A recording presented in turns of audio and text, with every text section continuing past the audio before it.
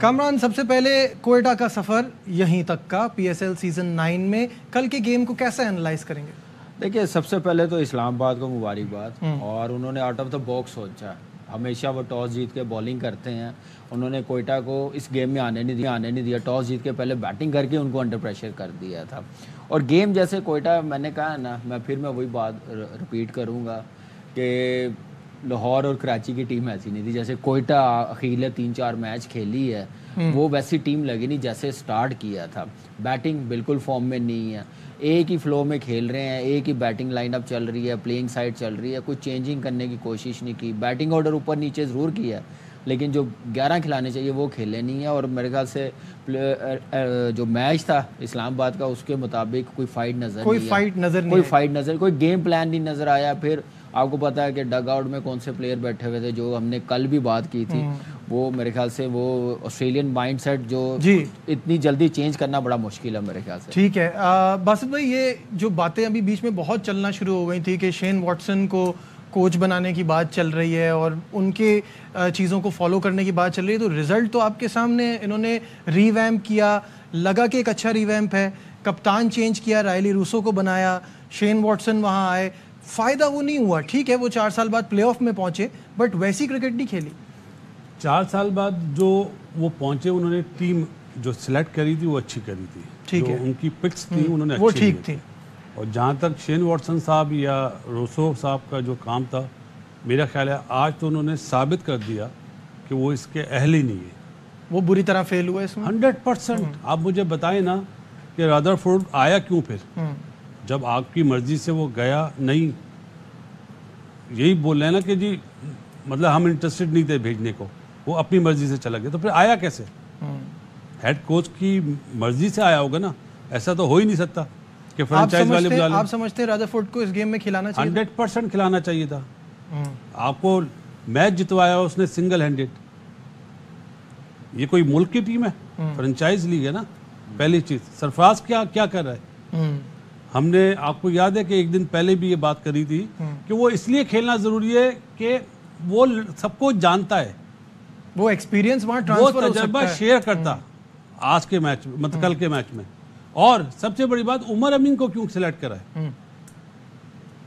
اس کا مطلب پتہ ہی نہیں ہے نا آسٹریلین کو کہ عمر امین میں کیا کوالٹی ہے. بالکل صحیح ہے. مطلب یہ تو اب میچ ختم ہو گیا، شاید لوگ یہ سمجھیں گے کہ ہم اب بات کر رہے ہیں. کل بھی ہم نے یہی ساری بات کی تھی، کی بات کی تھی کہ جیسن روئے کو آپ ڈراپ کر کے اس کو کھلا سکتے ہیں. بیٹھا ہوا ہے باہر تو آپ اس کو آؤٹ ہونے کے بعد جو ایکشن دکھائے جا رہے ہیں نا ڈریسنگ روم کے، وہ کس کو دکھا رہے ہو بھائی؟ بالکل صحیح. بلہ پھینکنا تو گلس پھینکنا، روسو صاحب سیڑھیوں پہ کھڑے ہو کے سر مار رہے ہیں.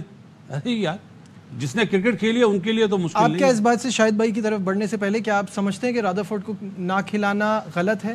دیکھیں غلط ہے. پہلے تو اس کا جانا غلط بنا ہے کہ کیوں گیا وہ. اگر وہ اس نے جانا تھا پہلے کیا انفارم کیا ہوا تھا فرنچائز کو، آنرز کو، پی ایس ایل کی مینجمنٹ کو؟ اگر کیا ہوا پھر ٹھیک ہے، واپس آیا تو اس کو کھلانا بنتا ہے. کہ وہ مینٹلی اتنا فٹیک ہو گیا تھا کہ وہ چلا گیا واپس، اور پلے آف میں اس نے کہا تھا کہ میں واپس آؤں گا. دیکھیں یہ کنٹری کی ٹیم نہیں ہے، فرنچائز کرکٹ ہے، اور فرنچائز کا پیسہ لگا ہوتا ہے، ہر چیز لگی ہوتی ہے. آپ فرنچائز کی مرضی کے ٹھیک ہے اپنی آپ چلائیں، کرکٹ میں کوئی کمپرومائز نہیں، کرکٹ سے بڑا کوئی نہیں ہے. لیکن اس وقت کوئٹہ کو ضرورت تھی اس کی. ایک نظر آ رہا تھا کہ رادرفورڈ آ جائے گا تو ان کی بیٹنگ لائن اپ سٹیبل ہوگی، 4 سال بعد پلے آف میں آئے ہیں، کوئی اچھی کرکٹ آئے گی، کوئی اچھے ٹف ٹائم دیں گے، جو کراؤڈ آیا وہ انٹرٹین ہوگا. لیکن وہ ساری چیزیں نا آج وہ مائنڈ سیٹ کی وجہ سے نہیں ہو سکی، اور بالکل کھیلنا چاہیے تھا. میں اس حق میں بھی ہوں کہ اچھا کیا، کرکٹ کمپرومائز نہیں کرنا چاہیے، کیوں گئے ہیں. لیکن یہ فرنچائز کرکٹ ہے، اس میں بہت سی چیزیں کمپرومائز کہیں نہ کہیں آپ اپنی ٹیم کے کمبینیشن کے حساب سے کھلاتے ہیں.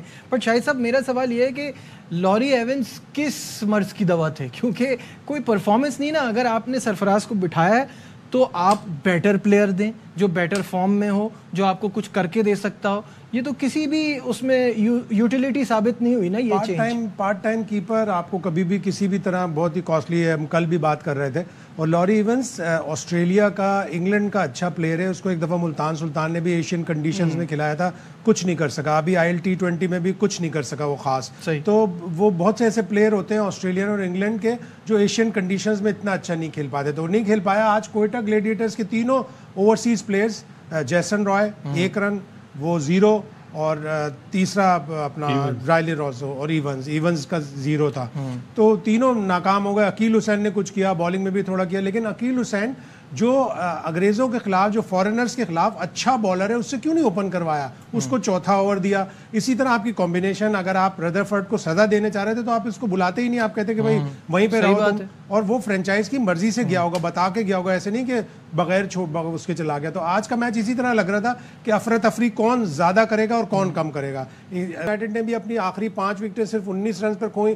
آخری 5 اوور میں صرف 43 رنز پر 6 آؤٹ ہو گئے ان کے. آؤٹ پہ آؤٹ ہو رہے تھے. اور کوئٹہ نے بھی اسی طرح کیا. پہلے اوور میں پہلی وکٹ, دوسرے اوور میں دوسری وکٹ, تیسرے اوور میں تیسری وکٹ, 5ویں اوور میں چوتھی اور 5ویں وکٹ گرے. 5ویں اوور میں میچ 16 رنز پر ختم کر دیا تھا. بالکل صحیح ہے. کل کے میچ کی میچ سمری آپ کو اسکرین پر پہلے, اور جیسے کہ آپ جانتے ہیں کہ مارٹن گپٹل جو یہ پہلا ہی میچ کھیلے, آبویسلی کولن منرو نہیں تھے, ان کی جگہ ریپلیسمنٹ تھی. He manage to score 56 on 47 balls. Alex Hales نے 23 رن کیے. آغا سلمان کا امپورٹنٹ کنٹریبیوشن تھا 31 کا 21 بالوں پہ.